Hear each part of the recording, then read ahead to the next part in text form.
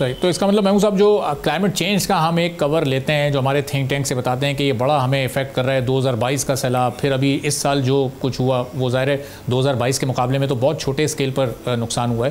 تو یہ اصل وجہ وہ نہیں ہے, اصل وجہ ہماری پالیسی کا فقدان ہے, ہمارا ٹیکنالوجی سے دور ہونا ہے, ہمارا اسمارٹ ایگریکلچر کو ابھی تک نہیں اپنانا ہے. تو یہ ہم پھر کب کر سکیں گے؟ ہم چائنا سے تھوڑی مدد لے رہے ہیں, اپنے لوگوں کو وہاں بھیج رہے ہیں سیکھنے کے لیے, ٹیکنالوجی سے ہم آہنگ ہونے کے لیے, اس طرح کے اقدامات کافی ہیں یا اس سے کچھ بڑھ کر کرنا پڑے گا ہمیں؟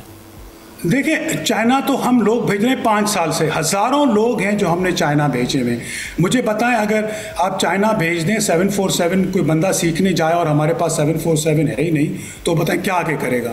تو آپ نے جو پہلے لوگ بھیجے ہیں پہلے ان کی تو اسیسمنٹ کر لیں کہ وہ آ کے کوئی کام کر رہے ہیں, ٹیبلوں کے پیچھے بیٹھے ہوئے وہ فلیپ سے مکھیاں مارے جا رہے ہیں. تو آپ لوگ بھیجیں, ضرور بھیجیں, لیکن یہاں پہ ان کی کیا کیپیسٹی ہے کام کرنے کی, تو یہ تو آپ پہلے تعین کر لیں نا. ایک بات تو ساری یہ ہے. دوسری بات یہ ہے کہ ویلیو ایڈڈ سیکٹر کے لیے آپ کو ایک بیسک بنیاد تو کریٹ کرنی پڑے گی. ہمارا کہنا یہ ہے کہ آپ اگر 4 سے 5 چیزیں جو آپ نے کلائمیٹ چینج کا ذکر کیا وہ چیلنج ہے پروڈکشن کا, لیکن وہ ہوتے ہوئے بھی آپ کے پاس آم بھی سرپلس ہے, آپ کے پاس کھجور بھی سرپلس ہے, آپ کے پاس کینو بھی سرپلس ہے, ٹھیک ہے, آپ کے پاس چیریز بھی ہیں, آپ نام لے لیں, ساری چیزوں کا ہے. لیکن ایک طرف اگر ان کی ویلیو کم ہوگی, پرائسز کم ملیں گے, تو ان کے باغوں میں جا کے پروڈکشن کی چیزوں کے اوپر بھی انویسٹمنٹ کون کرے گا؟ تو یہ ساری چیزیں ایک ویلیو چین کی ملی ہوئی ہیں آپس میں. میرے خیال میں جتنی بھی پروڈکشن آپ کے پاس ہے, پروڈکشن اور کلائمیٹ چینج کو الگ آپ ہینڈل کرتے رہیں, لیکن جتنی بھی آپ کے پاس پروڈکشن ہے, اگر آپ یہ اسیسمنٹ نہیں کر سکیں گے پراپر کہ اس کی وجوہات کیا ہیں کہ آپ نہیں ایکسپورٹ کر پا رہے, آپ کے کمپلائنسز, فار ایگزامپل پیسٹیسائڈ ریزیڈیو کا آج کل دنیا میں فوڈ سیفٹی کا اگر آپ ڈیولپڈ بازاروں میں ایکسپورٹ کرنا چاہ رہے ہیں تو بہت بڑا ایک ایشو ہے. آج بھی اگر آپ یورپین یونین میں بھیجیں تو ود ان 24 آورز آپ کو 150-200 کیمیکل کی ٹیسٹنگ ہوتی ہے.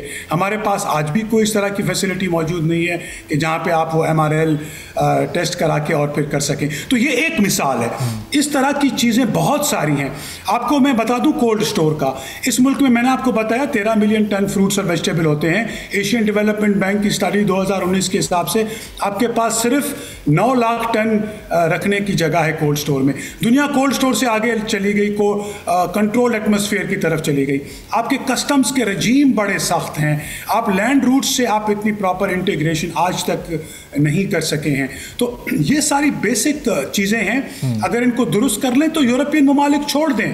ہمارے جو بارڈرنگ کنٹریز ہیں اور جو آپ کو سی پیک اور اوبور کا روٹ ہے, آپ اس سے بہت ساری چیزیں ایکسپورٹ کر سکتے ہیں. یہ وہ سارے وہ ممالک ہیں جو ان کو ٹراپیکل چیزیں جو ہم پروڈیوس کرتے ہیں وہ وہاں پہ نہیں کرتے, اور ان کی سخت ضرورت ہے. اور consumption of fruits and vegetables due to health reasons اور اس کی ویلیو ایڈڈ اس کی انکریز ہے دنیا ساری میں 8 سے 10% اس کی اینول انکریز ہے کنزمپشن کی. سبسکرائب کریں اور بیل دبائیں تاکہ کوئی خبر رہ نہ جائے.